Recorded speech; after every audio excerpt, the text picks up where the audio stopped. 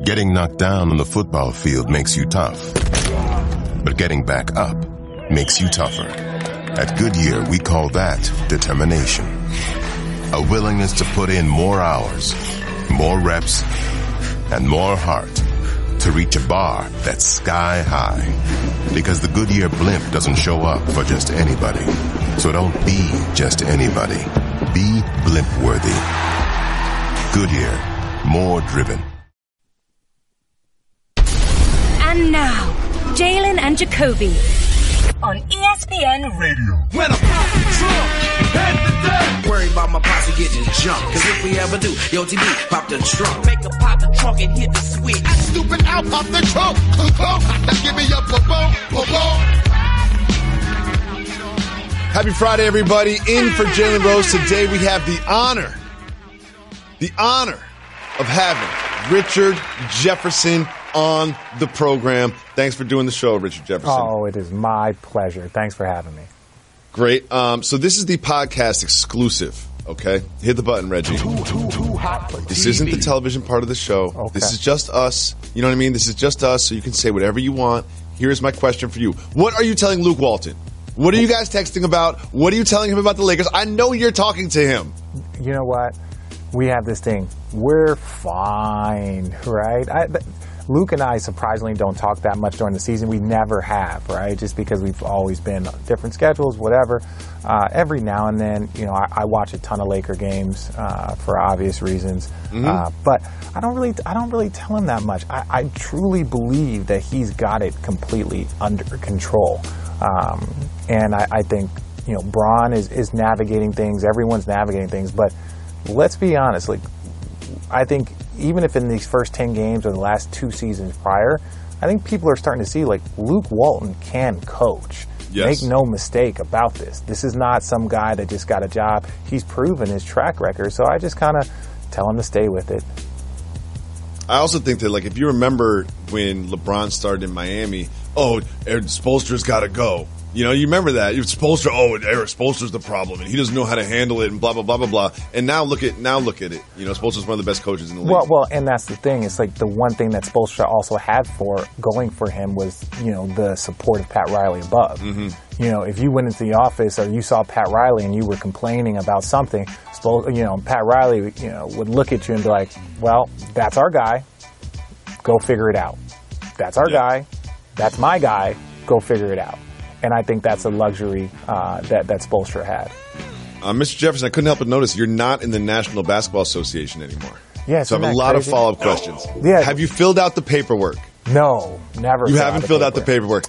So what percent of you, just be honest with me, what percent of you is like, yeah, maybe at the end of the season. Zero. To be honest with me, not even 4%. No, because like if that was the case, I probably would have waited. I probably would have waited a couple of more weeks, or I would have, you know, floated around.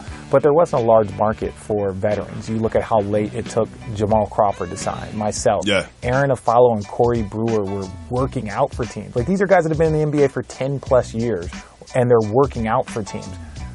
That's not that. I wasn't going to go work out for a team. I didn't want to wait, and you know, again, to be here is such a tremendous honor to be talking to you. So it was like, if I could do this consistently, or wait on an NBA call, and that's not my style, man. I played 17 years. Like I don't want to say I'm too prideful, but I'm too prideful to sit around and wait on the call. Like that's not this. I'm better than that. Do you do the thing? See, I know a lot of ex-NBA players. And whenever they watch games, they just look at certain players. They look at Melo go 0 for 6 from 3. Do you do the thing where you watch the game and you're like, come on now? Like, how's he got the job? No, I don't. What I do is like, next time on TV, I'm going to kill him. Right? Because that's the thing. Like, I'm so fortunate, man, to be in this position and to have a voice that I could just play, okay. Yeah. That's how you want to play?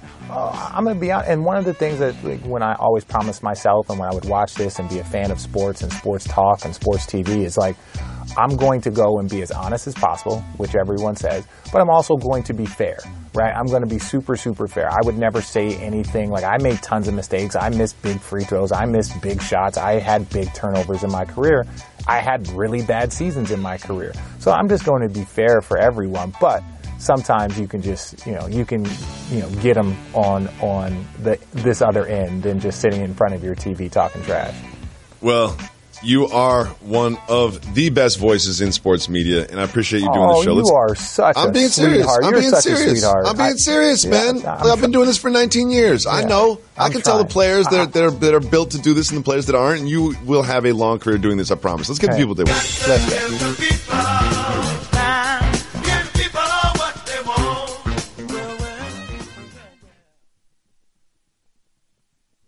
Getting knocked down on the football field makes you tough.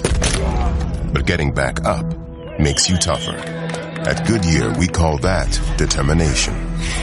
A willingness to put in more hours, more reps, and more heart to reach a bar that's sky high. Because the Goodyear blimp doesn't show up for just anybody. So don't be just anybody. Be blimp-worthy. Goodyear, more driven. Well, so now that you're new to the sports media game, let me just pull your coat to something that we do here. We completely overreact to things in sports media and act like they're a big deal. I'm going to do it. I'm going to do it right now. Last night, the Warriors that ruined basketball by being too good, they lost to the Bucks. Not only did they lose to the Bucks, they didn't have Draymond Green, and they lost Steph Curry halfway through the game. I'm going to completely overreact to this and say that the Warriors are vulnerable to injury. They're vulnerable to being too good and being bored, and they lost a game, and they're going to lose more games, especially with Steph Curry on the sidelines. Are you in? Are you in? 100%. I agree with you, and I also want to say this. Nothing matters till game 83 for them. Nothing matters. Nothing matters. What are they going to see? What are they going to accomplish? They have their first team to win 67-plus games in 4 straight seasons. They own the all-time record, 73 wins, even though they didn't win a championship. They own every regular season record there is. Like, what is it about the regular season? Their goal is to get there healthy. That's all that matters, and they will steamroll everyone. This is not a matter of turning it up. They're still first in the conference, X, Y, and Z. Well, I'm glad you brought up that 73-win regular season, because people like myself think that they kind of chased that a little too hard. They got a little fatigued, and then I forgot who won that finals. Look, no one cares, right? Who won that finals? Who benefited from that? Look, it's no big deal. But this is what I will say: what people don't understand, and if you go back and look at it, the San Antonio Spurs won like 68 games or 67 games that year. So even though when they were at like 70 wins, they only had a 2-game lead on San Antonio. Yep. San Antonio was playing great that year. That was San Antonio's all-time record, but it got lost in the Golden State chase for 73. But with 3 games to go, they hadn't clinched yet. 3 games ago, and they had like 70 wins. They hadn't clinched yet. So they were trying to get home court, and the thing is that they were still getting pushed a little bit by San Antonio. And then once you're pushed that far with like 3 games ago, you might as well go get the record. So I don't think at game 62 that they had clinched home court, and they saw that San Antonio was a very, very good team, so they wanted to kind of continue to push it. So I don't think it was the record chasing. I just think it was kind of circumstance. I also think that people forget that Steph's health was a big factor last year. Like, he missed playoffs games last year, and that's just kind of like lost in the sauce. But I'm going to poke holes in the Warriors right now. All right, that's what we do here in the media. They are so good. They are so head and shoulders above everybody else. But health is a problem, and you see here this little weird jump kind of hurt Steph's left abductor. I don't even know what an abductor is, but sure, it's hurt. And here's the thing, Richard. I think the Warriors have a little bit of a depth problem. If you pull up their roster, and if you look at it, because they spend so much money on that starting 5, they're not that deep, especially at the bigs. Like, look at this roster. Look at this depth chart without Steph and Draymond. We got Looney in there, Damian Jones, Jordan Bell, Jerebko. Like, these aren't exactly huge names. Okay, am I selling you on the depth being a problem for the Warriors? No, you're not, because you're one of the people that you're also missing is DeMarcus Cousins. So you're basically missing 3 All-NBA players when you look at that list, and you still have Kevin Durant, who's the second best player in basketball. You still have Klay Thompson, who is probably the best 2-guard in basketball, if you ask me. Give me a better 2-guard. Give me a better 2-guard. James Harden. What? James Harden. James Harden, to me, is more of like a combo guard. Like, he more is a point. Like, I would put him in more of like I would put him in a classic with like Reggie Miller, Ray Allen, like those type of classic two guards. That's not James Harden. James Harden is more of a point. He led the league in assists. He's, this and that. He's more of a ball handler that can score in the two position. But a traditional two guard, I don't think there's a better traditional two guard. And all the records that he keeps doing that and breaking, that kind of shows that.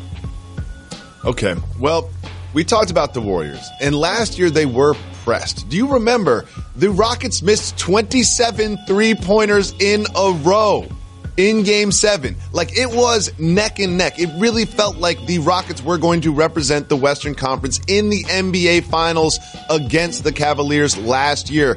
And here we are, not even that far separated from that day, and the Rockets are looking bad, Richard Jefferson. They lost last night to the Thunder, and Carmelo was terrible. They couldn't stop anybody. They scored 80 points. How does a Mike D'Antoni team that pressed those Warriors to Game 7 score 80 points against the Thunder? How does that happen? Their chemistry is all off. Their energy is all off. When you lose guys like Luke Mabute, when you lose guys like Trevor Ariza, these are locker room guys. These are guys that do all the little bitty things, and they're going to be fine at the end of the day. But understand that this is a D'Antoni coach team. Over the history of the Phoenix Suns, the New York Knicks, even the Houston Rockets, it's always weird when you see the way, even the Lakers, when you see D'Antoni, he's a great offensive coach. He has great schemes, but I think the rest of the NBA is starting to catch up to what they can do. Now, the Golden State Warriors are a different monster. They have 3 or 4 guys that are in their prime. I don't necessarily think that that's how the Rockets are built. And there's the Jimmy Butler rumors, all of that stuff. Like there's a lot of stuff floating around that franchise. And then again, the addition of Carmelo Anthony. Not saying Carmelo is the problem, but obviously he's not the answer. So we can put that out there. But I think this team is going to be fine. I think this team is going to make the playoffs. Hopefully they can turn it up. I'm just not that confident when you look at how strong the Western Conference is. Strong. How can they make it back to the conference finals playing this type of basketball right now? See, for me, when you lose Mbamute and Ariza, I would say that's going to really hurt what one of their assets was last year, was their defense. That's what I thought. I was like, this team is not going to be the same defensive team they were, because that's really what had them make the leap. They were always good offensively underneath D'Antoni, but last year they were very good defensively. But Richard, they scored 80 points. Yeah, 80 points. Yeah, but how do you score 80 points against the Thunder without Russell Westbrook? Look, this is just it's one game, right? But again, the bigger picture is where they are in the offensive rankings. They are very, very low, right? They were the number 2 ranked offensive team. So where they are, is that the bigger picture, not the 80 points. You're going to have nights where you can't make a shot, where your opponent makes a ton of shots. That's not the big picture is more about where they are playing and how they are playing this season, right? And that's what's kind of alarming. But you were right, losing defensive guys. That's one of the reasons why they're refusing to give up PJ Tucker in trade talks. It's like, we can't give up our 3 best defenders. You just can't. Like, we're better off just riding this thing out than to just load up with tons of scores. And again, this is a compliment. When you look at their system, this is a compliment to what Steve Kerr has really done in Golden State, to get all of these high-level players to play together, to play a brand of defense that no one had ever seen, 5 balls switching out. It had been done before, but not with this type of efficiency. And when you look at guys like Steph's not a great defender, right? Draymond is an overachiever. Klay Thompson was known as a scorer, not necessarily a great defender. That was one of the things that Mark Jackson really challenged him on. So when you look at this group and the way it's put together, the fact that Steve Kerr has made them a top 3, a number 1 defensive team multiple years over this consistent run, I think that's a compliment. It shows you how hard it really is to get to the top and stay there. That's a good point. And see, you're new to the sports media game, but one thing that we never do here is admit when we're wrong. But I'm about to do it. I'm about to do it. Please. I really thought that Carmelo Anthony was going to be good for the Rockets. I really thought he was. I was like, Carmelo was a weird year last year with the Thunder. Chemistry was off, but he's going to have all these players getting him shots. What? This is going to be great for Carmelo. He was 0 for 6 from 3, 1 for 11 from the floor. This was his only bucket, and it was a goaltend. Like, how come Carmelo has not been effective at all for the Rockets? Because he's old. There's a reason why I'm sitting here in front of this television. There's a reason why if we all stay at the same way that we once were, none of us would ever retire, right? Let's put this in perspective. Carmelo is a Hall of Famer. What he's done for USA Basketball, what he's done over the course of his career, some of his numbers are just, monstrous. But right now, he is a below average NBA player. Now, he can make big shots. He's a matchup problem. There are things that he can do that still make him very unique. But understand that Carmelo at one point in time was a top 5 player in this league, right? He was a top 10 scorer throughout his entire career. He was a guy that if you put him on your team, he was going to lead you to 50 wins, and then, where you would see what would happen. He's not that guy. Like, look at D-Wade. D-Wade on his way out, right? He's on his farewell tour. Chris Bosh, because of some health things, he is no longer playing. LeBron James, as great as LeBron James doesn't count. What? No, but I'm saying as great as LeBron James is, when you start looking at how dominant he was in the Miami days and in he's not the same LeBron James. He's still the best player in basketball, but the gap is slowly starting. And then you have Carmelo Anthony. So when you look at the guys that he came in with over the course of those years that, when he came in, they're all slowly starting to go out of this league outside of LeBron, who is, just different. So this is not a surprise. If you look at the natural evolution of players in basketball, he's probably right on pace to where he should most likely be retiring in the next year or so. I think that you are giving us some excellent NBA analysis. Oh, but right you now, are so. It's time. You just say so for many news nice things that matters. This is the only thing I wanted to talk about today on the program. In Dubai, the police are training on flying motorcycles. Richard, look at these things. Look at them. They are flying motorcycles. They're like drones and motorcycles, and they fly, and the police are going to roll them out in 2020 in Dubai. They're calling these things electric vertical takeoff and landing bikes. Huge branding problem, first of all. If you have something this cool, you cannot call them electric vertical takeoff and landing bikes. But Richard, are you all in on flying motorcycles? No. Are you serious? 100% I'm in. Sign me up. Look at these. Look at that thing. It's about, because look, we've been waiting for moving sidewalks. We've been waiting for all sorts of things. Why is it taking this long? Well, I don't understand. Look, ever since Back to the Future came out in 1985, this is what people have dreamed of. I've dreamed of this. I will own one of these things at some point in time in my life. I just want to consult with this company. I will quit this show and consult with this company. First of all, you cannot call them electric vertical takeoff and landing bikes. And the company is called Hoversurf. Call them Hover Surfers. Done. Also, the price tag, they're $150,000. You could charge 7 times that for these things. No, but you don't want to charge that. What you want is thousands, millions of these on the road. Because think about it, in 5 years, if this technology is $150,000, in 5 to 10 years, this technology will be 5 times better and half the price. That's what we want. This is where we want to be going. You want to avoid traffic in LA? Look at these scooters that are all over these places. I can't drive anywhere without a bird scooter in Los Angeles weaving in and out of some sort of neighborhood. Guess what? That won't be a problem anymore. We'll all be flying around on hover surfers. I live by the beach, and all people do are ride bikes up and down the Strand like it's the Tour de France. Not anymore. They'll be flying around on hover surfers. I'm with these. I'm with it. I can't wait for it. Mr. Jefferson. Yes. The Boston Celtics went into Phoenix. I thought this was going to be a blowout. The Celtics were down by 22 points, came back and needed a big 3 to force overtime, and then eventually won in overtime. I have a lot of questions about this game for you, but you've been in an NBA locker room for quite some time. How do teams sort of just kind of fall asleep and allow themselves to get down big to a bad team like this? Well, look, it's good teams find ways to win, bad teams find ways to lose. That's something that everyone kind of knows. I think the Phoenix Suns have more talent than you think. They have a number 1 pick. You have you have Josh Booker. Jackson. You have tons of guys. You got Devin Booker, who's a great young player that will be a great just player. So I think it's easy for them to like get out to a big lead, for them to be hyped that the Celtics are in the building, for the crowd to be kind of sold out because a great team is there.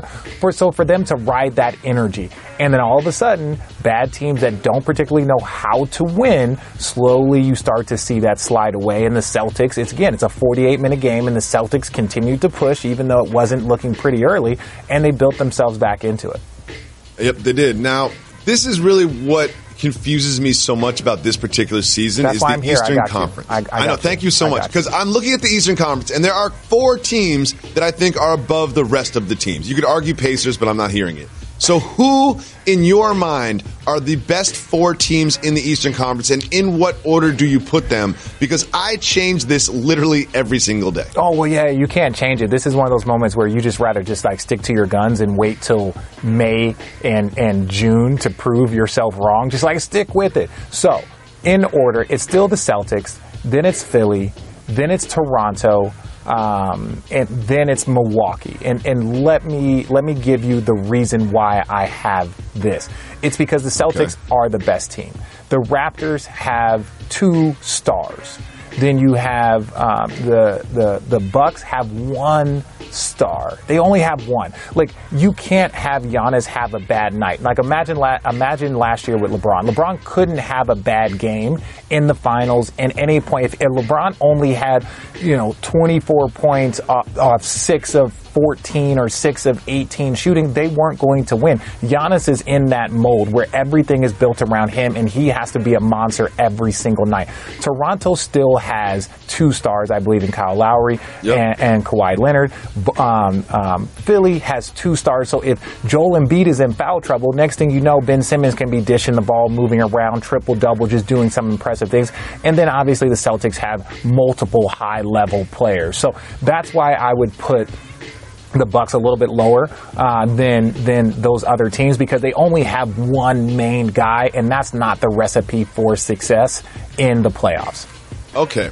Well, I disagree with you a little bit here, especially about the Celtics. The Celtics, you talk about the Bucks are number 4 on this list because they only have 1 star, and Giannis has to have a great night. Who are the 2 Celtics stars, sir? Well, that's the thing. They have a lot of B-plus players and A-minus players, right? So if you look at the Bucks, they have 1 A-plus player, right? Yes. If you go to the Celtics, give me 4 B-plus players than 1 A-plus player. Give me that any day. And most coaches would take that also. Give me Jalen. Give me Tatum. Give me Kyrie. Gordon Hayward, I believe, at the end of the season will be closer to who he was when he showed up. And, Al Horford. We're not even talking about Rozier. We're talking about Marcus Smart. And I got a lot of flack for this. Who is the 3rd best player on the Toronto Raptors? Who's the 3rd best player? Because I said that Terry Rozier, after the way he played last year, would be the 3rd best player for the Raptors. And people were like, who's the 3rd best player? We're going to say Serge. I would probably say Serge has been playing really well this season. But do you believe in Serge? There's Van Vliet and Siakam, and there's players. But do you believe in Serge? Do you believe that Serge is going to be the multiple difference maker that's going to help them get to the finals? No, like Terry Rozier helped lead that team to the conference finals and to a Game 7 against the Cavs. So I know people, and he hasn't been playing great, like because Kyrie, who is an all-world player, it's one of those things that you're just like, they just don't have enough, and they're going to play a great brand of basketball. They basically just got to take out DeMar DeRozan and add Kawhi Leonard in there, who's probably a better defender and a better three-point shooter. So they probably a better defender, but probably a better defender. A lot of it is system based. Like, he is a better defender because of his natural ability, but also being in San Antonio, I really believe that DeMar DeRozan will improve his defense because it'll be system based. He'll be demanded more from Coach Pop. So all of a sudden, I think you'll see that gap change a little bit, right? But I just don't see how Toronto with that lineup can get to the finals. I'm not saying that they won't. I'm just saying it's going to be a very difficult ride. I'm glad you said system-based, because there's something happening with the Bucks. They basically have the exact same roster that they had last year. I mean, they added Lopez, and that's probably the biggest addition that they had. And he makes a difference, but now they have Coach Bud. And what is it about a coaching change that has ignited them to this hot start? Well, understand, too, like, they're also a year older. Giannis is a year older and a year better, right? Like that's people don't understand that from 1 year to the next. And it's like, look, imagine if Denver would have changed their coach this past season, right? Then all of a sudden they would be like, oh well, look, the coaching change helped. It was like, no, all of those young players are a year better, right? So that's kind of similar. I think Coach Bud is a great coach. I think Jason Kidd is a very good coach. So I just think sometimes it's about, okay, we're going to change, we're going to do something different. But ultimately, when you look at Malcolm Brogdon is a year older. When you look at Giannis is a year older. And these guys are still only 24, 25 years old. So that year gap and that year of growth, and then you add a new coach in, that year of growth is huge. Well, you played with a gentleman named LeBron James, who's very popular and important here at the Entertainment and Sports Programming Network. So I'm going to ask you about him. At the beginning of the season, he was preaching patience. Even Magic Johnson came out and said, hey, even after a slow start, don't worry, we're getting to know each other. It was all patience, patience, patience. Well, it hasn't gone great so far for the Lakers. At what point do you think LeBron James starts losing his patience? Well, I really don't think that he has much of a choice, right? You can't lose your patience. It's like, look, I have two little boys, right? I can be as patient as I want, but sometimes they're just going to act like little maniacs. And I think when you think about LeBron and the Lakers, he signed a 4-year contract, right? So it's about growth, and it's about growth from year to year. You got guys like Kuzma and Brandon Ingram and Lonzo Ball and Josh Hart. These guys are still learning and growing how to play high-level basketball and how to play in a system, in a place where everything is expected of you to win. They haven't played great, but when I was looking at it, they were only favored in 2 of their first 10 games. They won 4, probably should have won 6. So really, if you would have gone just by Vegas, if you would have said, if Vegas would have given you their odds over the first 10 games, they're actually overachieving by Vegas' standards. And every game has been close. They've won some, they've lost some. And they've had a tough record. So they played San Antonio twice. They played in Portland twice. They've played Minnesota twice. Like, they haven't had that Eastern Conference run where they were able to get 3 or 4 wins. They had Toronto, albeit without Kawhi Leonard, but it was still, then you have Serge Ibaka just on one of those nights, goes 14 for 14 on jumpers, floaters. It wasn't like he was Shaq going like dunk, dunk, dunk. So if you just really break it down in most of these spaces, it's like, look, it's going to get better. They're going to have this is the toughest conference in the history of the game of basketball. The Western Conference right now, there's never been a conference, even when the conference had multiple 50-win teams all the way down to like 8 and 9. This conference has never been more competitive and more difficult. That's a good point. And I think they're going to be just fine. I have one very important question for you. Please. I'm here for you. How many nights so far this season do you think LeBron has opened up the second bottle of wine? You know what I mean? Like, he's having some wine after the game. But how many nights this season do you think he's opened up the second one? By himself? Never. Yeah. By himself, never. Really? With other people, if there was one other person or two, and look, LeBron is superhuman. Don't get me wrong, that's my guy. But he is still getting to that 30 range, and every once in a while, like, look, man, everyone knows Father Time is undefeated. So you open up that second bottle of wine the night before a game, and all of a sudden you're just like, oh, I don't, my vertical is only 39. It's not 43, right? That's what happens. And so, no, LeBron came here for a reason, and it wasn't because of a Magic Johnson pitch. It wasn't because of anything going, he thought that he was going to win a championship this year with the Lakers. He came to turn $1 billion industry, which is himself, into a $2 or $3 billion industry. When you look at Spring Hill, when you look at Uninterrupted, when you look at all the movies, when you look at all the things he's done. And don't get me wrong, Magic Johnson definitely made that possible, and Michael Jordan and all Tiger Woods and all these guys made that possible, just kind of that, the vision that they had. So he came here for that, and basketball is still first, but he knows that it would have been easier had he stayed in Cleveland, and they could have traded that pick or things like that. But he wanted to turn this industry into what I think is going to be a multi-billion-dollar industry. Now, you guys know I don't like live music, but you also know I love live events. I love Monster Jam. Me and Quincy had such a good weekend at Monster Jam. Where did we get the tickets? SeatGeek. Open up the ticket app. You can even just look at what's going on. You don't have to necessarily have a specific thing in mind while you're there. Same way sometimes you just go shopping. Say, I'm going shopping for this particular color of jeans, you just go there to see what's there. Open up your SeatGeek app and you can just see what's happening around you. That stuff really helps. There's a lot more going on around you that's really available to you at a good price than you even know. Just click the Browse tab on SeatGeek. And when the event comes up, they have a color-coded system. Because what they've done is they've gone to hundreds of sites and they've pulled only the reliable tickets. So they do all the different sites for you and put them all in one place for SeatGeek. It's the easiest and best and most efficient and valuable way to buy tickets to events. So they search multiple ticket sites. They get all the different tickets and they grade the ticket based on the value. So you know if you're looking at something, you're about to buy it, it'll tell you if it's a good value or not. If it's red, guess what? Don't buy it. If it's green, buy it. SeatGeek is great. It gets me out of the house. And it's also like I've been with the same lady for like a million years. It's nice to do something fun and new, not just go to a restaurant. You know, maybe we'll go to a jazz lounge. Maybe we'll go to a comedy show.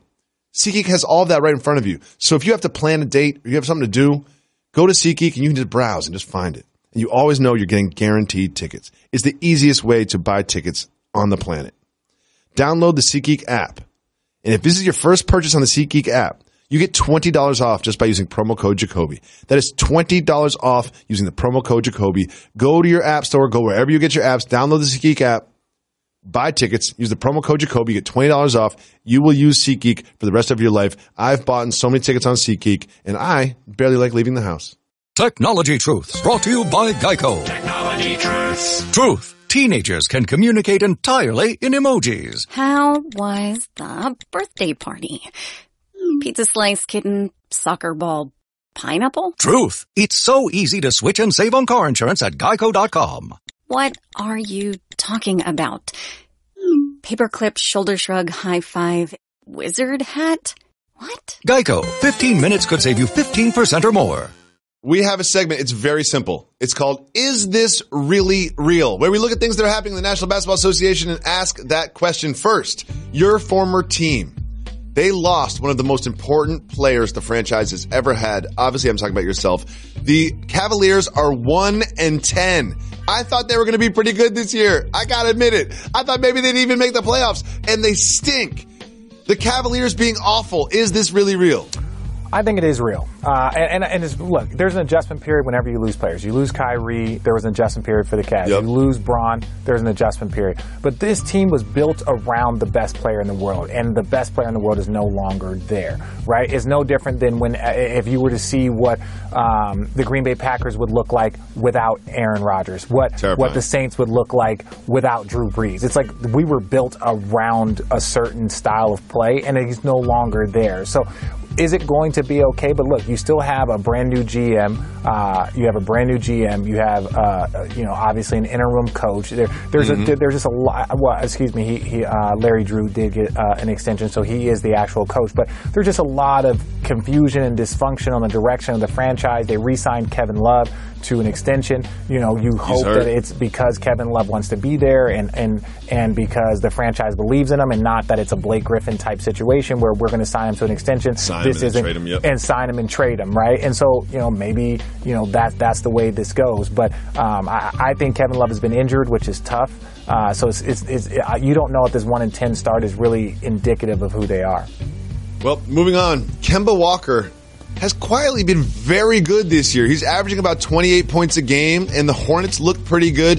Kemba Walker being dominant. Is this really real? Yeah, I think it is real. When people talk about the rule changes in the NBA and the three-point line being a weapon and everyone's in a pick and roll and small ball, when you get little guys like this that can move and score and finish, and he shoots 90% from the free throw line, no one can stay in front of the guy. He's just too fast. He's like Roadrunner fast. He's like, pew! And next thing you know, he's gone. Pew!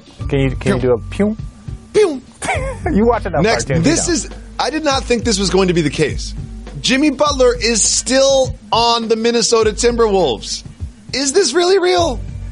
I think it is real. I think they might overvalue him. Not overvalue him from a standpoint of, is he worth that much, but what teams are willing to give up. But low-key, it might be working out in their favor. There's a lot of talks of whether P.J. Tucker or Eric Gordon coming from Houston. 4 first-round picks. And Houston was like, no, we're not going to do that. But now when you see Houston struggling, and in the Western Conference, you don't want to get too far down. You don't want to be 7-8 games below 500 and all of a sudden trying to climb your way back into it, even with a ton of talent. But I think Jimmy Butler, they're not doing, Karl Anthony Towns, they're not doing these guys justice by allowing this to go on. It doesn't work. They don't mesh. Are they professionals? Yes. First and foremost, everyone works with someone that they don't like, right? Professional sports is no different. We come in here, we do our jobs, we're professionals, but this is not good for the Timberwolves, but it might get them more in return because other teams are really struggling.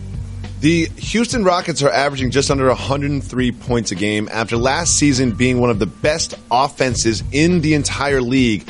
The Houston Rockets being bad on offense, is this really real? It's very real. It's very real. You look at, it's more of a chemistry thing. You look at Carmelo being inserted into into their team, and then you look at Luke Mabute, you look at Trevor Ariza. These are guys that, like Trevor Ariza, which is a catch and shoot. He needed no ISOs. He needed nothing. He played defense. He was a steal guy. He was a deflection guy. Luke Mabute is the same way. Steal guy, deflection guy, great offensive rebound guy. So when you look at the way that they played, and I'm not saying it's those guys, but there's a chemistry. And sometimes GMs and all these analytics and all that other like BS that people want to talk about, you never account for chemistry and locker room in analytics. And that's why in baseball it works, because it's just pitcher versus hitter versus this percentage. In basketball it doesn't work as well, right? Because you have to put all of those things into the equation.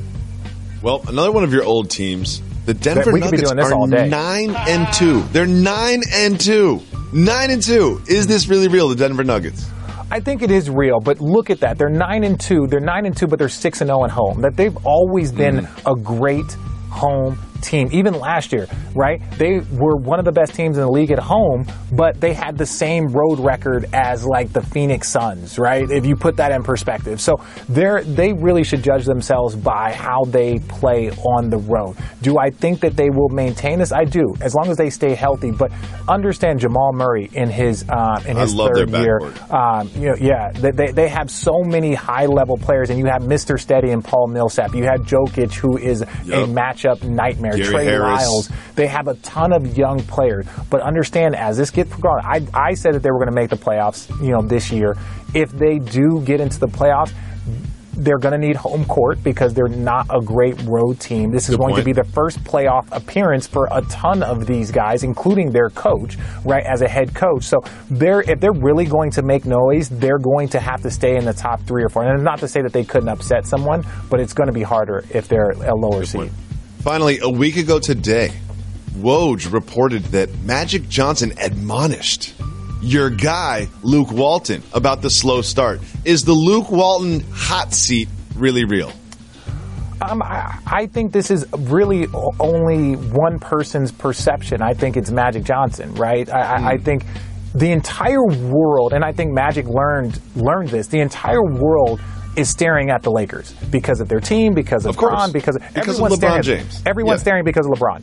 You don't have to, the media and the fan base and everyone will do the job for Magic. If Luke Walton is not doing a very good job, everyone will know. It will not be a secret, right? But I think Magic also hopefully learned a lesson. He contradicted himself very, very quickly in a matter of 2 months. And if you look at most of the media fallout from that was kind of negative towards Magic, right? And remember, you saw the storyline change. It went from, I don't like their system. And they're like, well, Magic, they're third in the league in scoring.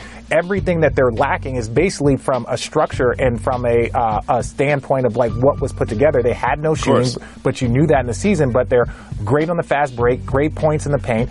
And so then it was like, well, I don't like their coaching staff. And it's like, okay, well, which one is it, right? We have to come up with some consistency. They were not favored to win a lot of these games. They've been in every game. They have a super young team. And I think Luke Walton, if you look at from when he took over till now, has improved. The young guys have improved. The team has improved. So I just think Magic Johnson, needs to be a little consistent. And I think he learned a lesson that the media is listening to everything he says. Don't preach patience and say LeBron's gotten off to a slow start in Cleveland and in Miami, which he has. But then when he gets into a slow start here, all of a sudden you're not preaching patience like you were a month ago.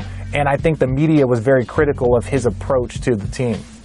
I mean, we always say that success is a function of realistic expectations, and I think realistic expectations for the Lakers are just like, hey, let's just get like a 7 seed. You know what I mean? Let's just make the playoffs. Let's get the Lakers back in the playoffs, and then we'll figure it out next year when we bring in another superstar. Agreed. And they played Portland twice. They played San Antonio twice. They played Minnesota twice. They played Houston. They've had a very, very difficult schedule to kind of start off the season. If you look at, like we were talking about Denver. Denver is one of the great home teams in the history of the NBA. They're 6-0 at home. So Denver has had a much easier, schedule, and they're higher up. And so everything is going to balance out. So, you just really have to have it based off an 82-game season. I've been in this business a long time, 18, 19 years. Been in various levels of importance, various different responsibilities. And one thing I've learned is hiring people is the most impactful decision that you can make. Whether you're a manager, whether you have your own business, whether you're starting your own business, the people that you surround yourself with will affect your business's success more than any other decision that you make. So you want to make sure you're making smart decisions. And here's the thing. Do you know what's not a smart decision?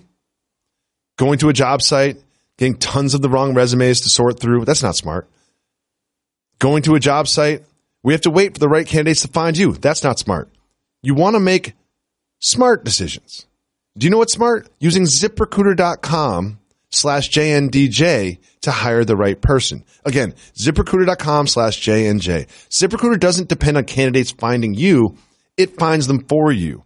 They use matching technology that scans through thousands of resumes, identifies people with the right skills, education, experience for your job, and then actively invites them to apply so you make sure you get qualified candidates and you get those qualified candidates fast.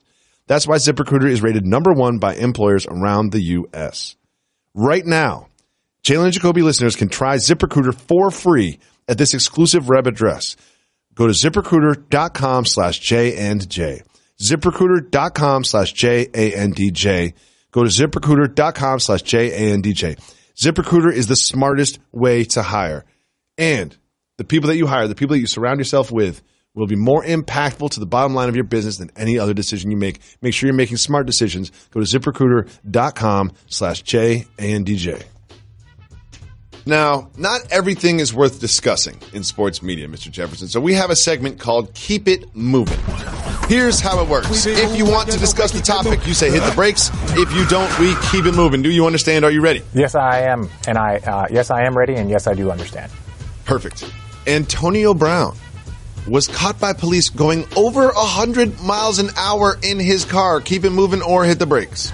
I say we keep it moving because no one cares. Jalen been moving. I say we keep it moving. No one cares. You know we keep it moving. He got a speeding ticket. Basically, is what you're telling me. He got a speeding ticket. That's basically the story. He got a speeding ticket. Steve Kerr says that he has seen the next LeBron James. Keep it moving or hit the brakes? I say we hit the brakes on this one. Steve Kerr fixed his lips and said that Zion Williamson is the next LeBron James. I can't believe he said this. What do you think? Let's listen to Steve Kerr. I saw some kid on Duke last night who was pretty impressive. My goodness. I probably can't say anything more or mention his name. I thought LeBron was I thought that was a one guy, one shot deal, but apparently the next guy's coming. And before I get fined, I'm going to change the subject. What do you think of Zion Williamson? Wow. Kid's impressive. And look, when you go back in the history of basketball, like as an historian as you are, you look at guys where their legend was leading them to a certain path. Like Jason Kidd was one of those guys that was a legend. This is pre-internet. Everyone knew Jason Kidd. They were like, yo, this kid, he's 6. Jason Kidd is the same size today as he was when he was 15 years old and was averaging triple doubles in high school. You look at LeBron James, and the legend of LeBron James was leading well before he arrived here. And I think Zion is the same one. He is the YouTube star, the internet star, and it was just like he's doing things that no one had ever seen before, an athleticism that was a combination of Blake Griffin and Vince Carter, right? Like these are the combinations that no one has really seen before. The thing that I think where guys get a little kind of crazy is like when we talk about LeBron James' basketball IQ, when we talk about LeBron James and his ability to handle the ball and do that stuff. Athletic athleticism-wise or athletic-wise, I think he is on that level, if not greater than LeBron. And LeBron, as great as he is, like, think about it. We've seen guys like Vince Carter, Dominique Wilkins, Michael Jordan. We've seen great athletes. I think still Vince Carter is the greatest athlete that I've ever seen in my, really? As far as dunking, like, he is the best dunker. LeBron James always says he's not a slam dunk contest dunker. Like, LeBron's a game dunker. Zion Williamson does it all. But can he shoot? Will he put the work in? Will he stay healthy? We don't know those things. But is he exciting? Does he have the same type of legend following him? Because, look, Jason Kidd's legend was far greater than Kobe Bryant's legend showing up. LeBron James's legend was far greater than, let's say, a Kevin Garnett who came straight out of high school. So I think he's one of those people where the legend might be, like, on par with how great this person can be, but I just don't really see. He's got so much more to do before you start getting into that LeBron James, Michael Jordan, like Kobe Bryant. Yeah. Like Kobe Bryant had that focus that not many people have ever had. Michael Jordan was the same way. And so, I think we got a long way to go. But yes, he will be the guy that the minute you draft him, it doesn't matter who it is, wherever top 1, 2, 3 or go, they're selling. They're selling out. It's sold out. He's the number one pick, in my opinion, for all those reasons. NFL fans have started a GoFundMe page for a very mean-spirited reason. Keep it moving or hit the brakes. Hit the brakes.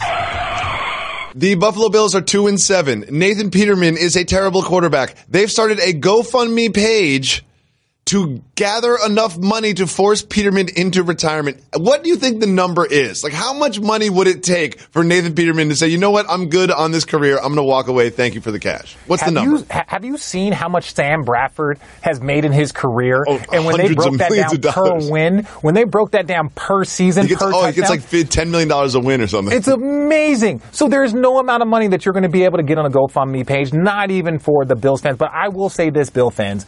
You don't like the guy. He's not very good. But please understand this. You don't know how good you have to be just to suck in the NFL. Yes. Right? You don't understand how. And look, if this is the Bills' best option, imagine what the other options would look like. So don't get over the top and just be like, hey, the guy's having a tough way.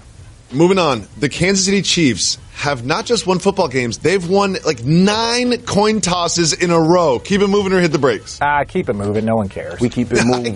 We keep it moving. Come on, man. No one cares. Kawhi Leonard said this about the Raptors, quote, "We have a lot of potential. I think we can still get better. This isn't our ceiling." Keep it moving or hit the brakes. We're keeping it moving because no one cares. No one pays attention when Kawhi actually talks. They only care when he actually I'm just surprised Kawhi said anything. Yes, Kawhi Leonard said something. That's a headline to me right there. Yeah, Moving on, a Ryanair passenger did something very interesting to avoid baggage fees. Keep moving or hit the brakes. Hit the brakes. I've never really heard of Ryanair, but they must charge a lot for baggage fees because this dude sewed clothes into his clothes to avoid the fees. What? How much are the baggage fees? And think about this: if you sewed your clothes, you're doing this for attention, right? And that's what I'm saying. How much time did that take? Just pay the fees, man. But I love it because you're doing it for. It got to be very uncomfortable too on the plane. Look what it did. Did you take a nap? It got us to talk about him, which I think was his goal, and it was clever. I typically prefer when people would not want to go through the x-ray machine, so they would show up in just their underwear. Just really, do I still have to go through the x-ray machine now? Right? So that, it was the same type of kind of clever promotion. If you want to do that, go ahead and have fun with it. We keep it moving up. Now, from time to time, NBA players are known to enjoy themselves off the court. And John Wall has been accused of such things, and he addressed it on Instagram Live because it's 2018. Let's listen. I ain't in the gym, slutty, because I just left practice about an hour or two ago, so now I'm relaxing with my feet up. But don't tell the fans I said that. They think I'm supposed to stay in the gym all day. I do. Go to Rose Bar on Saturdays. What, not supposed to party once in the blue wall? Where you be at, Opera? Living room? I don't know why I enjoy this so much. Soft move or boss move, telling everybody that you party on Instagram. Wow, this is a tough one. I'm going to say soft move. Right? Oh, yeah, I'm going to say soft move. No, and this is why I'm going to say soft move. Instagram and social media has made athletes more sensitive, right? And I really think that because it's like, shouldn't you be in the gym? Shouldn't you be in the gym? Shouldn't you be in the gym? It's like, why do you care about what other people think you should be? Only you know how hard you work, right? And I agree with him from the standpoint of like, dude, look, no, I'm not supposed to be in the gym. The most annoying thing is when somebody sees you at an airport or sees you at a Whole Foods and be like, man, shouldn't you be at practice? And you're just like, yeah, okay, that's clever, that's funny. So I think it's a soft move to like express what I can't go party every now and then, guys. It's a soft move. You're saying it's a soft move to acknowledge that it's in your head. It's in your head. I got you. Yeah, well, this one's an even tougher call. There's a gentleman, and he is a professional DJ, and he's Dutch, and he's 69 years old. He's now trying to legally change his age because being 69 on Tinder is not working for him. So he's trying to legally change his age to 49 to have more success on Tinder. Soft move or boss move, legally changing your age so you can be better on Tinder. 1, I love the Dutch. 2, 69 is a great year, right? Like, if anything, you should wait till you turn 70 to try and go back to 49. Don't mess with the year 69, right? Like, just leave it there. Good point. But what I'm going to try and say is this.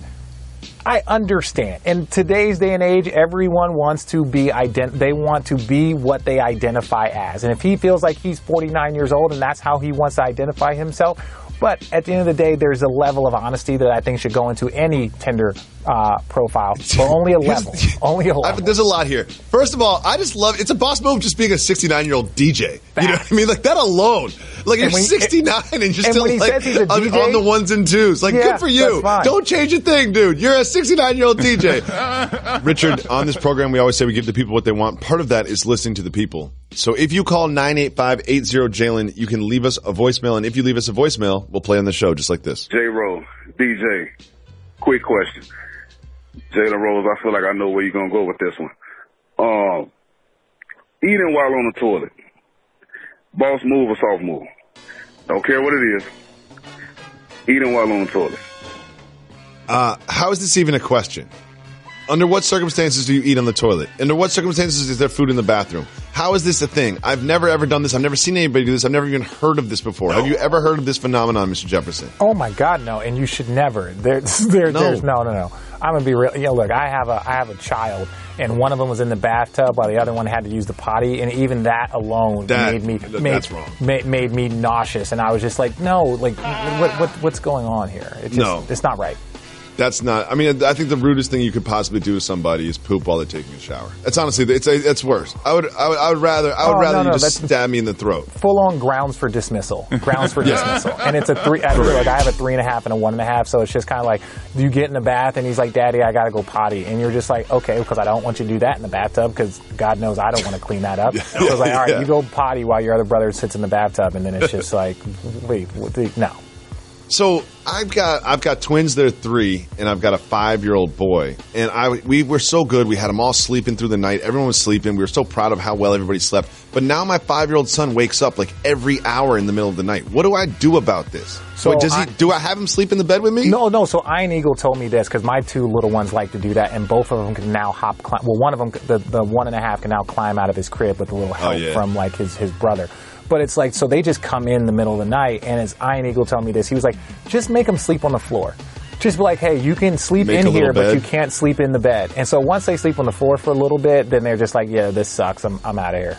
Maybe I'll try that. I'll try anything. I haven't slept in weeks. Because it's like, look, you just play this like wrestling game with them, and like it is fun for like a minute. You cuddle with your son, and then after a while, you're just like, no, okay, move, please. He just wants to talk. Like he's got bars. Like it's like 3 in the morning. He's like, Daddy, I watched James and the Giant Peach yesterday, and the Giant Peach was flying around New York City and landed on the Empire State Building. I'm just like, dude, it's 3 in the morning. Oh well, and if one wakes up the other one, it's a wrap, and he just jumps up, and it's just like the youngest one is like, good morning, and you're like, dude, it's 3 in the morning. Do you have them do you have them in the same room? No, they can't do that right now. Because I just hear like footsteps, and then I like go and check on it. And if the youngest one goes to wake up the oldest one, then you know it's a wrap, right? Because you'll hear "Good morning, Phoenix," and you're like, oh no one's going to sleep. And you look, and it's daylight savings time, so it's 5 a.m. or something absurd. And you're like, well, Daddy's going to have a long day today.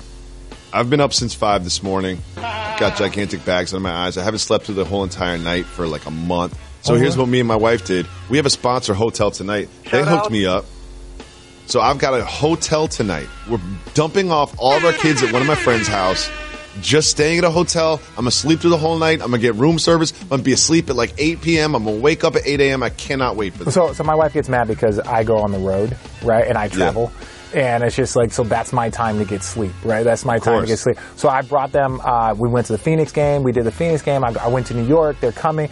And like, I'm not going to lie because that's kind of like when I recharge my batteries, like when I'm traveling. So like the thought, and it's just like, oh man, this is going to be tough. That battery is going to be on empty. But look, there's nothing better than it, man. Like at the end of the day, like we all got healthy, happy kids. And it's just like if our biggest problem of dealing with them is getting a little bit of extra rest, I got no complaints. I love coming to work. I love coming to work. I love being in the office. I love doing the show. I just love not having to deal with my million children. Yeah, I'm with you. I'm the exact same way. People were like, oh, how's retirement? It's like, retirement? You kidding me? I woke up at 5 a.m. to come here today to get out of the house. I appreciate it. Yeah. We appreciate it here at Jalen and Jacoby. Yes, my pleasure. If you call 985-80-JALEN, you can leave us a voicemail. If you leave us a voicemail and you give Reggie a shout-out, he will put it on the show just like this. Shout-out, Reg. Shout-out all the producers of the show. And shout-out to many fans who are always showing you support, such as I am. I have two quick questions. One is a soft move with Baltimore. I'm a 42-year-old male. Had a rough start in life. I actually had 14 years taken out of my life due to bad choices. However, now I'm a father of 4, successful businessman, and I just wanted to know, soft move or boss move? Crying in front of your kids, because for a long period of my life, I didn't deal with feelings the same way that a lot of people in the world did, because I had to stay a certain way. I had to be direct deposit on my feelings, so I had to shut them off. And recently I had a moment where something happened and triggered a thought in my mind. My kids end up seeing me crying. So is that a soft move or boss move? Allowing your kids to see you cry and realizing that pain affects you just like it affects them.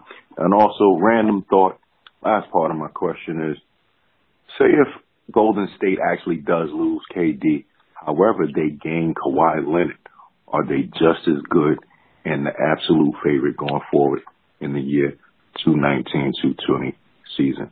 Keep giving the people what they want. TJ, say what up, though. All right, he faded on me. Love you guys. Oh, come on, CJ. CJ, say what up, though. Okay, 2 very different questions. Wow. 2 very different questions. Let's it. address the second one first. In the hypothetical scenario in which Golden State loses Kevin Durant and gain Kawhi Leonard, yes, they are just as good. We'll just leave that one there, okay? Yeah. The more important question. Soft move or boss move, crying in front of your children. I think it's a boss move. And of course. It's the biggest boss move you can do. Like, look, I'm an easy crier. Do you cry easy? No, not at all. I'm an easy crier. I've cried twice during this recording. Yeah, I more am on this individual side, but it's just like anything. Like, you want your kids to be better than you.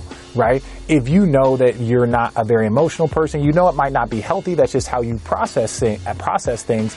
I think the best thing that you can do to make sure that your kids don't go down the same route as you, that could be financially, that can be emotionally, that can be in relationships, is to show them the other side.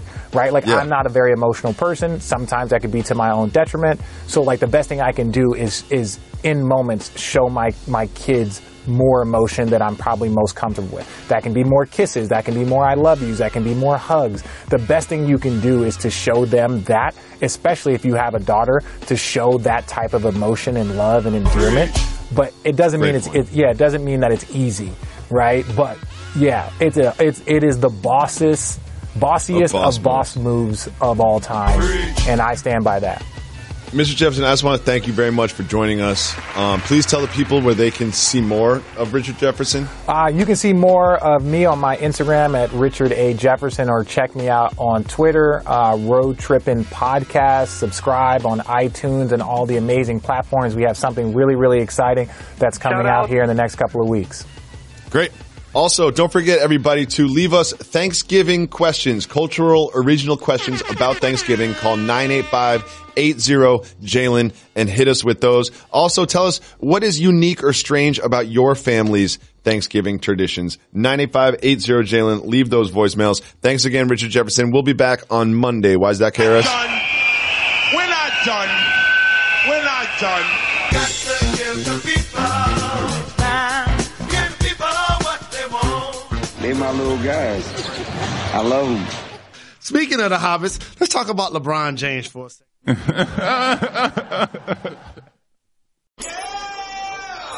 From our whiskey to our music. In New Orleans, every note matters. That's why every sip of Southern Comfort dances to the same vibe as our birthplace. It can be strong and smooth all at once. And no matter what, it's always authentic. So go ahead, take a big sip. Southern Comfort, the spirit of New Orleans. Discover more at southerncomfort.com.